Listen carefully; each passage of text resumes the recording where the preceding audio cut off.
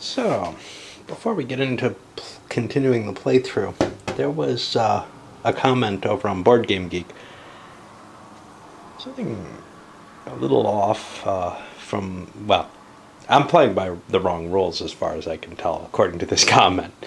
Retooling.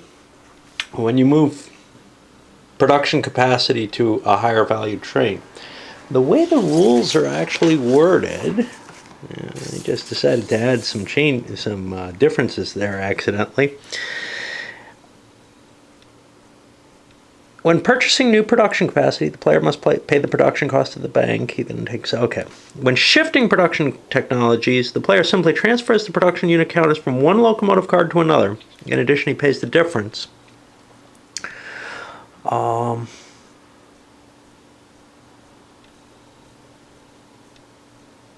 And you have actually an example here of a level 1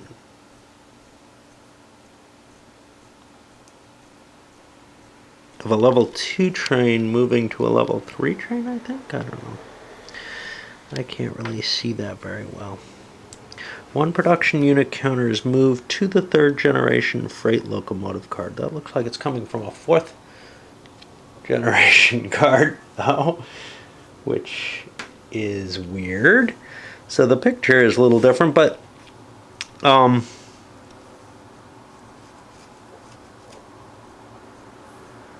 he's taking from a 4th generation passenger locomotive to the more advanced 3rd generation freight locomotive. So you could do from here. Wait, I don't know what I'm seeing here.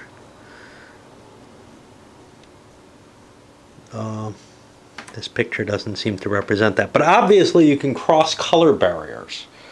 I think what we're seeing, we're seeing from this to this, because this is actually an older train type. Okay, and as long as you're retooling to a more modern train, it's okay. What does that mean? Well, I'm not going to change the way I'm playing in the midst of this, obviously. It takes some considerations out of the game. There's been this interesting consideration of, if I buy this blue train, I gotta worry about making sure I get this second blue train. That may be a heavier constraint than you want on the game. On the other hand, this may actually be an interesting variant. In some senses, that extra constraint may add something of interest to the whole game. Of course, what it means, though, is I've got minor shifts that are available throughout the whole game. You got some production you don't like, you can shift it a little bit to other production that works better for you. A lot more flexibility to shift around as long as you have more modern trains lying around. You can do it very cheaply. This is 16, this is 18. That I don't like, because, the retooling costs from, I don't know what this is, like, this is a passenger train, to whatever experimental train this is, but to say, I don't know what reds are, fast trains? I think they are. We got different names for the different types. Yeah, fast locomotives. So if you go from passenger to fast, well, there may not be that big a difference from that, but there's probably a big difference between passenger to freight. As big a difference maybe as from an old style passenger train to a newer passenger train, because just the means of the technology may be significantly different. And here, you're talking about a very low cost, only $2 to shift them there. That gives you a lot more flexibility in terms of, hey, the dice are looking good for this technology, let's just shift it over to that factory now. I don't know which way is better. I gonna cover my ass here a little bit by saying this is a neat variant that I really have enjoyed, and I'm not sure that I would enjoy the core game as much. I'm not sure that much opportunism and lack of planning is going to be as interesting as what I stumbled upon just with this kind of assumption that, yeah, well, you'd be retooling the same kind of stuff to the same kind of stuff. There's no real reason for that, except for my argument about the costs of shifting from, say, a fast train to a freight train shouldn't necessarily be cheaper than from a fast train to a higher ranked fast train. I don't know. Anyway, so enjoy this variant playthrough. I did have another thought about my misinterpretation of the rules, though. It's going to open up tons more choices, which means there's a lot more that you have to consider on each move. Some people like that kind of thing. I don't. I like long-term planning and then kind of following simpler patterns, and I feel like the way I'm playing it actually works better. I probably would not like this game as much, just the playing of it, if I'm constantly figuring, do I want to spend $2 to move one there, or $6 there, or if I have that much flexibility to retool, I think I'm getting too many decisions, too many different options for my taste. So actually, my review will probably be higher on this game, just in terms of my desire and enjoyment of it, based on my misinterpretation of the rules. And for whatever it's worth, my wife's reaction was actually faster than mine on the, oh no, that would be too confusing, too many different options. Anyway, where are we? We've moved ahead so that our third player bought the first green train, and I think he made the only purchase of a new train at a new factory at this point. Other people wanted to do a lot of retooling here, or didn't have the cash to buy what they needed. So here we've got a shift. He got rid of all his 1 greens. Now, of course, he's got almost enough 2 greens to fulfill the need right now. And he moved some out of there. And there are other people, I think, still with 2s. So he may not be able to take this entire amount because he's got other needs. He's got the 3 trains. And by the way, this goes away this turn because we've got 3 different layers of green trains. The 3 trains are going to also be in a competitive situation here, you can see. There's 6 outside of what he has. That puts it to 11. I don't quite have 11 of those. But such is. Not enough money to move all the reds over. Over here, we moved a blue. Oops. Oh shit, I think I went in the wrong direction. I think I've got this instead. I think I moved 1 blue, but I moved it this way instead of this way. But he's also shifting over other colors at the same time. The blues are safe. There's tons of demand for that, but I wasn't paying too much attention. I thought I got them all over here for some reason. Anyway, a lot of shifting to try to make the best of the situation as, you know, the older trains start dying out. Let's see. And after the payouts, what kind of excess do we have here? I mean, you know, not counting the crap that's on stuff that's just so out of date. He actually managed to score all his. As the leading player and sitting in the 4 seat, that's pretty impressive. Over here, well, this screw-up may have cost him the game, essentially. But he couldn't get the 2s, the red 2s into play there.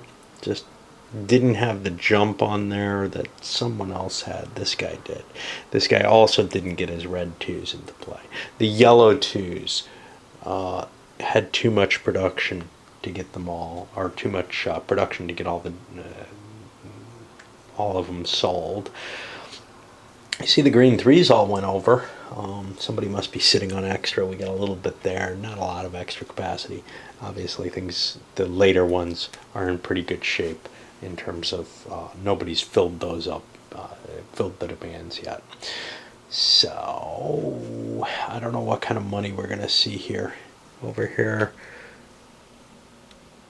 54 85, somewhere around 60, but here, look at this, 85, 90 about.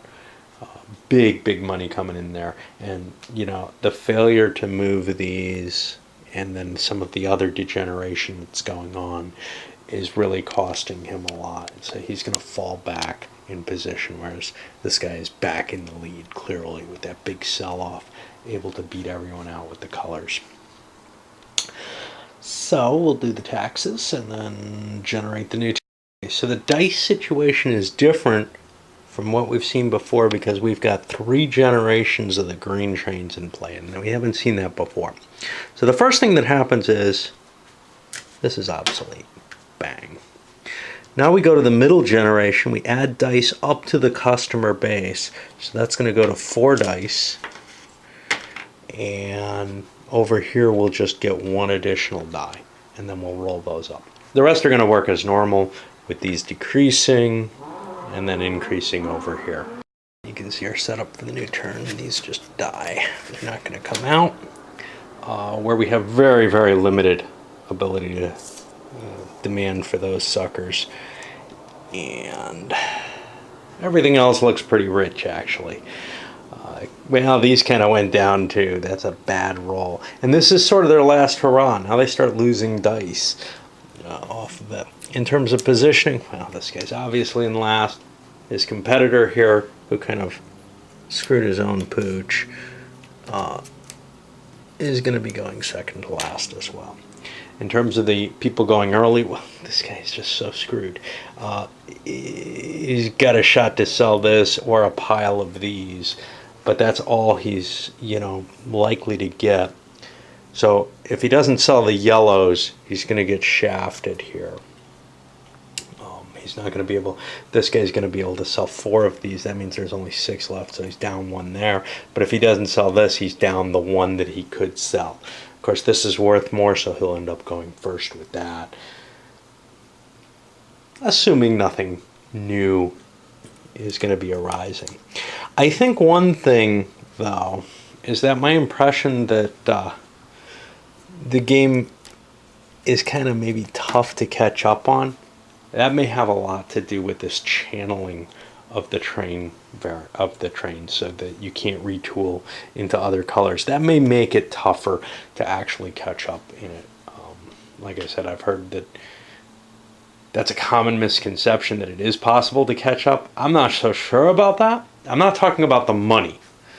The cash you make isn't everything you own. Like in an XX game, there may be a lot more than your cash on hand that counts. When I say catch up, I mean you've got a certain position on the board, and this guy's position sucks. Not only does he not have a lot of money, which I think is kind of irrelevant, but he doesn't have a lot of production available. He doesn't have the ability to kick in and really, you know, even if he doesn't have the ability to really take advantage of this card and score big off of it. Sometimes you may get sold out, you may get cut out of all the good deals and end up with very little cash on hand, but then a position for the next turn, if the dice are good, to just clean up. Well, that's not going to be the case for some players. Now, I don't know if that's going to change. I think you can still starve on the vine the same way, even if you have the ability to transfer. But as the first player, you have more flexibility with the transfer. So I can look at this and say, oh, I don't want to even be in that. I'll shift over to here because I can compete for that better or whatever.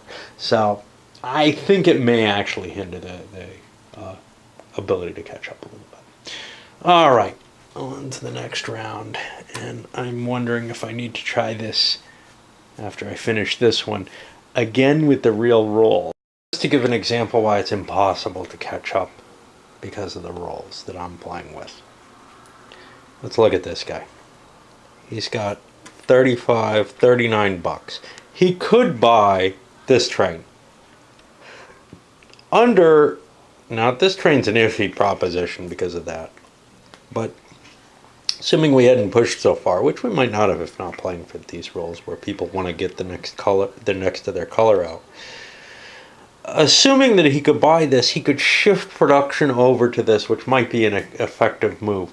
But right now, he's stuck with a train that's not too bad, and a couple of production on something that's going to go away this turn and has at most a 1-point sale. He can't afford the next train. He can't afford the one he wants. $40, he doesn't have that. He's a buck short. And I'm quite often seeing that kind of situation. That wouldn't be the case if there were more options of trains that would work for you. Now, in this circumstance, it's kind of ugly because these guys are gone. This guy's the only one he can afford that's available, actually. But like I said, I think the play would have caused trains to come out a little differently if people weren't trying to leapfrog ahead and get the one that they can transfer their chips to. And speaking of that leapfrogging ahead, what do we got? We got the level, we got the yellow coming out, we got the red coming out, and I didn't even roll the die. We got the green coming out. We got all the trains out there, and that's going to start killing things off. This becomes impossible now. Now that's kind of painful for him, but he feels he can move some of these over, and he's doing harm to everyone else by cranking all the way out there, at least everyone else who's playing with green. Did he necessarily need to do that? Well, he needs some place to move things, and this one now becomes older, and he hurts the one person who bought one of those. So again, this way of playing actually, I think, also pushes the trains out faster because of the leapfrogging, but then it gives opportunities to someone like this to say, you know, I want that better train, even if I'm going to cost me a little bit at this point, that might give me an advantage. Well, I've got the money to move things. He probably should have just gone with the 4 red train, because this thing's a waste anyhow. But he wants to push it out to the last train, just to see, because he's already in the lead. He wants to hurt people more and strip them down and take them down further. Now the problem with that, of course, is he's only hurting these people. Well, that guy's got 3s that are going to go belly up very soon. But both of these players can match up. They've got the same color schemes, essentially, that red-green combination. It's Christmas. I don't know if the price increase dip is as likely a pattern to happen, but this was definitely a dip turn. And in fact, because of the dip, this guy, who was the lowest, gets to the highest, but he saved all his cash. Didn't produce all that much. He's got this 2 train that's going out of business, essentially. Not right away, but it's slowly going to be moving over to there. But he's got enough money to buy the next train up and start shifting. Or, well, since this guy's already got the next train up, maybe it's not such a vital thing to do. He'll see what the die rolls are. There's only going to be 2 dice there. That guy's got a lot of production to move on yellows, so that may not be too good. But this train is obsolete, so, you know, he's got to choose. Does he want to keep this thing partial and move those to, well, some other train? He's got the cash for it. He's saved up a ton of cash so that he can buy a train and maybe even move, well, definitely move some of the value. Other players, though, are largely at the 50 mark. This guy's well below. He's also kind of struggling here because of the addition of another train, but it's not a big train. It's not permanent. So now the rush for the permanent companies comes, or the permanent factories comes. Places where you can keep your production forever. And there could be some problems there, right? There's a limited, well, there's 4 of these total, so one person gets shut out of them. Chances are, for example, this guy is not going to want the green one. This guy's not going to want the red one. There's just very little purpose to that. There's going to be an interesting little jockeying, I think, happening, at least among the 2 leading players, towards the end. Not just as to who has the most production, but who has the least cash on hand so they get the earlier card over the other ones, so they can sell more of these. But that will fluctuate back and forth, right? Because you get your production, you make a lot of money, then you're going to have the most cash on hand. So they have to be more careful about that, their production choices at the very end, I think. Because I think it is a close enough game. We'll see. There's our final dice position going into this turn. We see this one has crashed because we've gone all the way up to the top of the green line. So even though there were a lot of dice on this, it's just gone. And now this gets a rich set of dice. There aren't a lot of people. I think only one person has one of them. But it's going to start degenerating. So it becomes kind of a, maybe not a dead end, but a less valuable holding because we've got the top of the line train for that color up there. So, you know, people are unlikely to grab something as it's on the decline, although some people may need to just because they don't have the cash. You know, this is dead now. What do? You don't have money. Well, you don't have money for this either. You don't have money for anything, basically. You have money to move some of your trains over. And you'll get a boost in income from that, probably. But this is declining. Now we get kind of a slow shift. These trains are going to be available for a little bit longer. So I moved those over. That'll bring me some better income. Maybe I'll have enough to upgrade to top of the line green or red. I need to do that. Over for this guy, he also held his cash, shifted into the yellows. Oh no, yeah, and maybe to this, I'm not sure. He may have had a 3 or something, I don't know. Player 3 up here shifted to his red. He's got 5 pips there. That may have been a mistake. 4 was, you know, all he could guarantee. But it turned out that this guy did not go after knocking him out. It was too expensive compared to, well, not really. This, I think, may have brought him a little bit more money. But he should have shifted some red over to eat up 3 red here so that he doesn't make any more than the 4 that he has. Oh, no, he doesn't make any more than the 4 that he has here, that one of his production goes unused.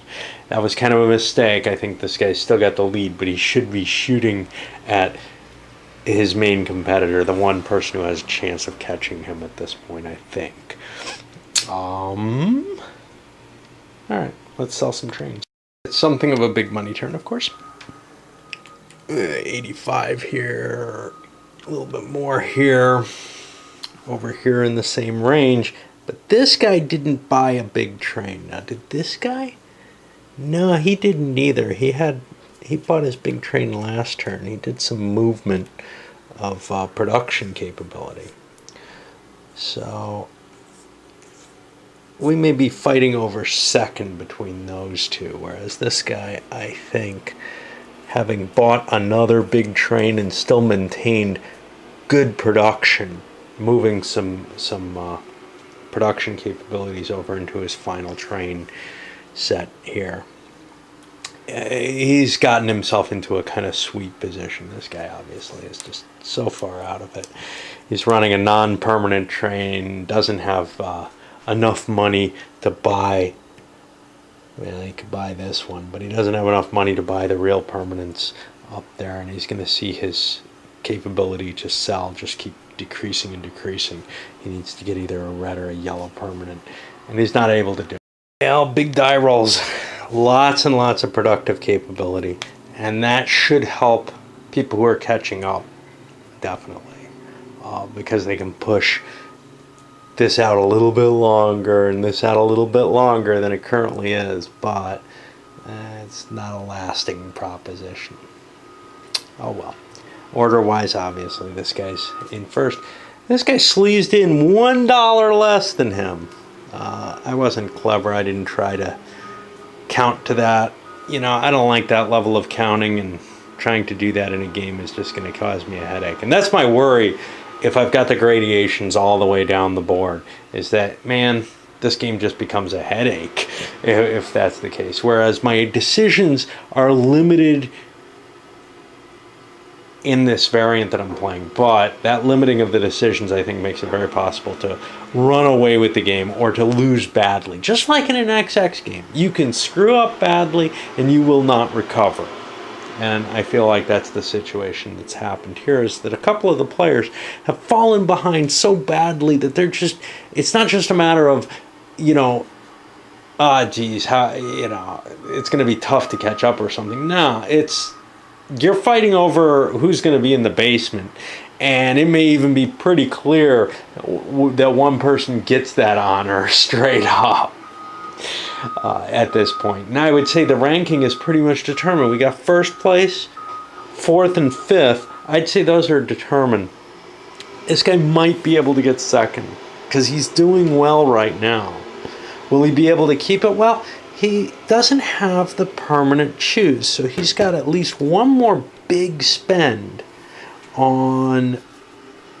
He's got the yellow permanent, but he's got a potential big spend on this green if he wants to use that productivity. Of course, if you're not playing with if you're playing by the rules, he's got some interesting things. This train is permanent, and this train is permanent. So he could shift all his production into these kind of cheaper permanents until he's ready to buy one of these more expensive trains and has the cash on hand. I don't know. I don't know how much that would help. It certainly would help. But is it enough to give him any kind of significant edge because he's gotten cheap permanent trains? They still don't produce as much, and this guy's position looks better in terms of I've got some big permanents, and granted, he doesn't have that intermediate stuff that's still running. Does this guy? Not really. This is the only intermediate he has that's the only temporary train that he has that's still running. So I don't know. Another error was pointed out. In this case, when there are dice left over in the demand section, you don't just re-roll them. Only re-roll the ones that were actually fulfilled. Ones that weren't, stick around there. And that's actually what I was looking for in the game. And then what that means is that demand that's partially fulfilled but not fully fulfilled, that hasn't moved over to the customer demand, doesn't go away from the dice pool right away. There's still people wanting those old things. Now, is that true in every case? The colors in this, I blame partially for why I don't read the rules. The colors and all the pictures and everything, it'd be much better with just a black and white set. But also the fact that they don't highlight. Maybe they do in the examples. For example, but I ignore that shit, right? But over here in the example, they show the color change thing.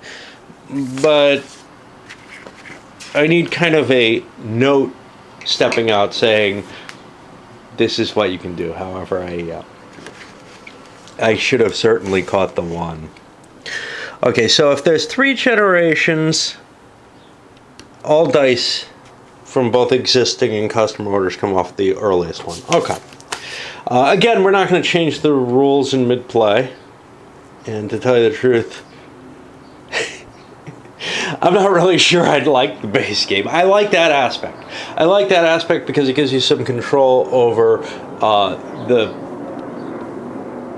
demand for the next turn in a way that makes some sense, which is that you'll be pushing the demands that you meet create more demand. And that just makes sense to me in a certain way. If you stop meeting the demand,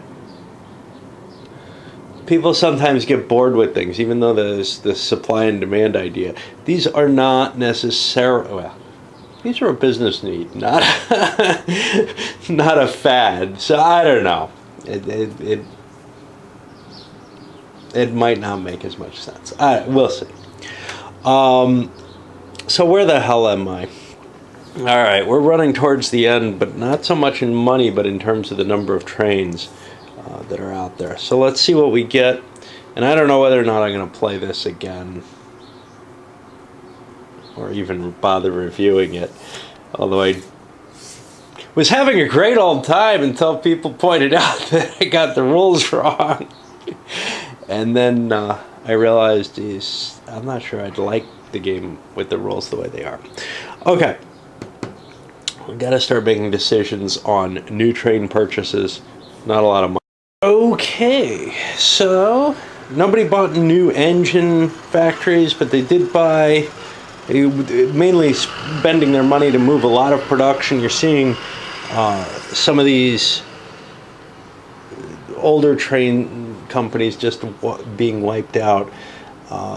Some people have some issues though. So for example, this guy has a green that he can't transfer off of because he hasn't been able to afford that, but he got all this production over. Yes, he has a little extra money, but that's fine. That'll help him gear up when he gets this. He's got to pay some taxes on it. Others were able to manipulate their money in such a way that they got rid of all of it. This guy started pushing some obsolete stuff over onto these. Now, he went with the most modern train first where he could. So like the 3 train went to the 5 rather than pulling off the 2. That's going to be a big expense, but, and he may not want to do it depending on the die rolls. Like right now, this is a very low die roll, but that's going to keep going up until we get to the end of the game. So let's cash some money, cash some trains.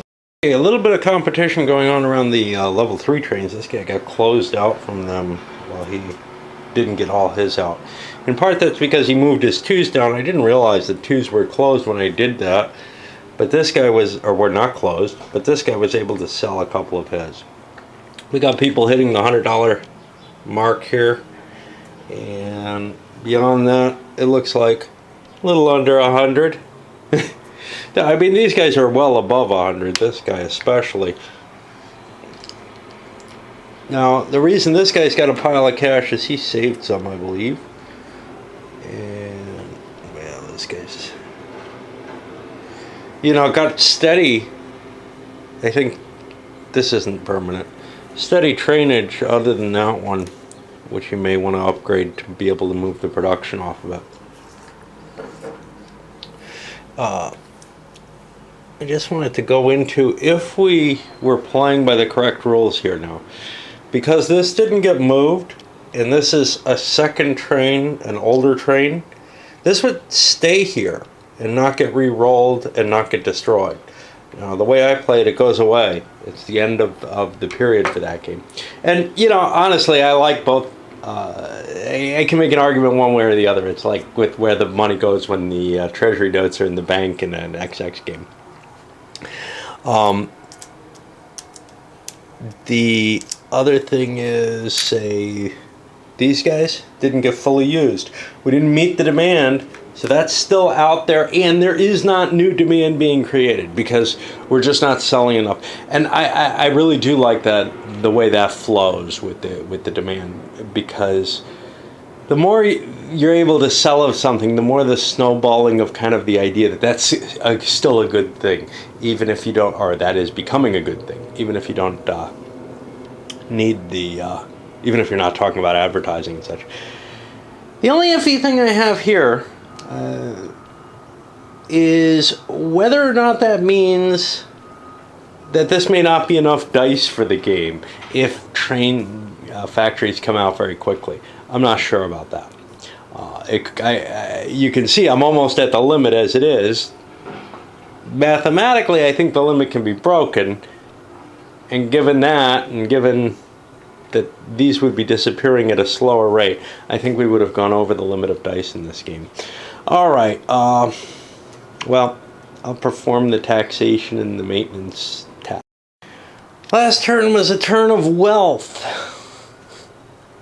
This turn, it looks like the lower end of the market is going to be hurting, whereas the high end has some decent rolls at the very least, and they're getting more dice. So if you haven't made your move upward, oops, I haven't rolled those yet. If If you haven't made your move upward, this is the time to do it. Ooh, nice. Although, really, it should have happened last turn because you needed the train in place. So a lot of stuff that kind of got moved into, say, a 4 train, not much, really. Red 3s, there is still a decent amount kicking around on those, over there and there. That is looking pretty unattractive at this point. From some of the leading players, a lot of the production kicking around on older companies is finally long obsolete. Like the 1 green is finally coming into play where it's back online again. And over here, he's still got some. That actually still produces, but some over here. And we're beginning to fill up to the point where this train becomes interesting to both of them. Whoever comes in first can buy that extra production down there to compete. There's still 2 people already in there, and they're going to go before you, but you get a die probably if you buy that train. A die is worth. Of course, it's probably the worst die or a bad die because other people have diminished it, even if it is a good die. But they both have 6s, so they can fill any die they like. But it may still be worthwhile because the competition on the reds and greens looks very high at this point, especially this guy's over in the reds right now. This guy's liable to go into the greens. Sure, there are a lot of dice there too, but it just comes down to how many dice can you really satisfy on any particular company or spread out among the companies, and there's only a certain amount of production you can actually run. It didn't turn out to be a good round for production, especially for our leading player, at least in terms of cash here. I still think he was in the lead, but he got screwed out of these guys basically being behind the 8 ball, with this guy continually being able to pick which things he's producing, which he's not. And you can see he produced almost everything except certain of an obsolete red 3 that really probably doesn't have a lot of didn't have a lot of option left on it.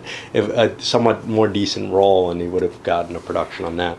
The surprising screw up or whatever, player 1 here, he didn't manage to score this. Yes, he was in competition on everything, but he held this to the end, and this guy was able to just suck down 4 of the 6 production. Yeah, it was just a I didn't notice error, which often enough happens when I'm playing. Even when I'm not playing solitaire, it happens pretty often. But you know, when I play with other people, I often notice not only do I make such errors, but other people do too. So I shouldn't get too upset about myself when I don't notice something in a solo game. In an opposed game, I have every right to. Alright, time to count the money and do the taxes, but you can see we got a big lead here, and I don't think that's going to turn around. Now, here's the problem. He's got to make his decision of what he's going to do with his cash. He's going to have enough, if he holds on to it, certainly, that he'll pump over 300. He may have enough if he doesn't hold on to it. If he goes all out and buys his way into the yellow trains, then he'd also do that. And whether or not someone else can overtake him is an issue. Of course, he may not have the option at this train, because I think he's going to be going last, which means that guy may be able to pick it up, may be able to increase his production above what this guy's able to produce. He does have some slack that's still down here, and these have to move too, perhaps. So there's significant reason. There's still some decisions to make that are of some importance towards winning the game. And of course, then there's the final die roll, which could be quite important. Should be the final turn. Unless this guy screws up royally somehow. A little bit of shake-up. First of all, you can see the bottom end, again, isn't doing too well, although there's some improvement up here. And of course, those are producing fairly richly. But we were eating up most of this production. This one, I think, is still pretty strong. 8, 10, 11, 17. It's got 3 slack in it right now, which somebody is sure to pick up. But the problem is what to invest in and what to not invest in. There's slack everywhere, but if this guy starts investing with all this money he has, or with some significant portion of it, he may not produce with what he invests. What he may most want to do, he may want to take the cheaper investments there and there, especially since he can't even take the biggest die on some of these cars, on the 4 train with what he's got, could he? Yeah. But he's got to be careful looking at what he can do and what other people are likely to do to bring him down or to pass him. He might be best off just sitting on what he has and even just taking the loss on these guys that aren't going to produce. That's money he's spent, though, before that he's not converting into further production. But see, no reason to throw good money after bad, right? And he's not going to get the initial startup cost back. All he's getting back is the actual factory value of them, which if he can't use, probably isn't worth doing. Got to make decisions as to whether or not a new train is worthwhile. Oh, but here's the thing. The shakeup in the money was kind of weird. So this guy's, was able to go from being the number 1 player, which meant he had the least money last time, to a fair position in 3rd place. This guy is hapless. This guy, I've been saying, is actually in 4th place anyway. So, it's just a matter of when you make this big investment turn, you take a fallowing effect on your production. But now we may be at a point where growth is no longer really possible except by making big advances. So there may be a slowdown that just comes naturally anyway to some people, especially as competition heats up. We'll see. Well, a quick little bit of thinking that I should have done before. If you look at the price of creating something, or just of even creating additional production, you're going to lose money if this is the last turn. Nobody wants to buy anything. Certainly nobody wants to buy a new train. Some people may want to move production a little bit. But even that, if they did it last turn, basically it has to be a small jump. So here, I'm paying 16 for production and losing 13. I don't want to make that one. Here, well, this one I certainly don't want to make.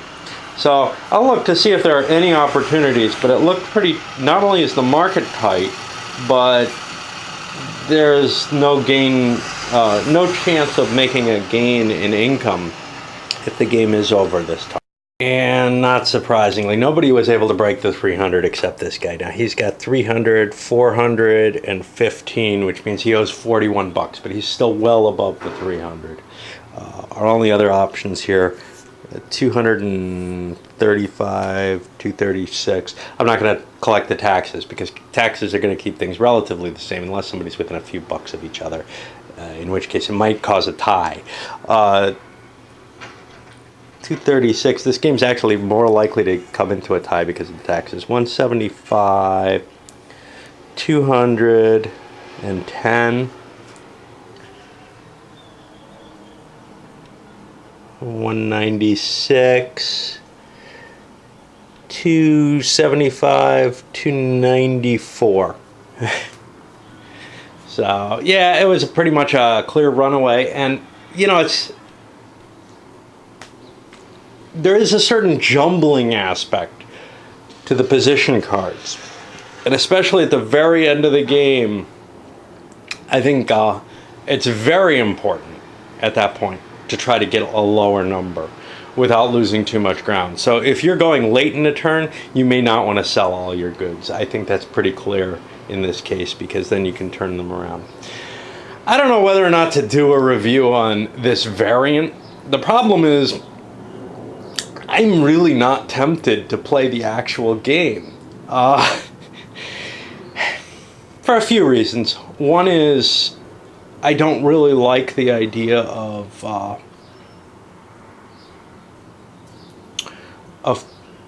pushing out First of all, I don't think I'm going to enjoy it as much. I don't think I'm going to enjoy calculating so many potential shifts. You know, okay, this train, also the numbering in them is kind of skewed. You can see, like, here we go 2, so we go 3, 2, 3, 4.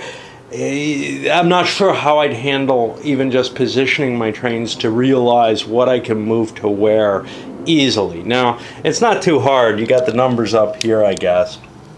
But then the second thing is, the biggest part for me, is you'll have several options of where to shift your production at any given time.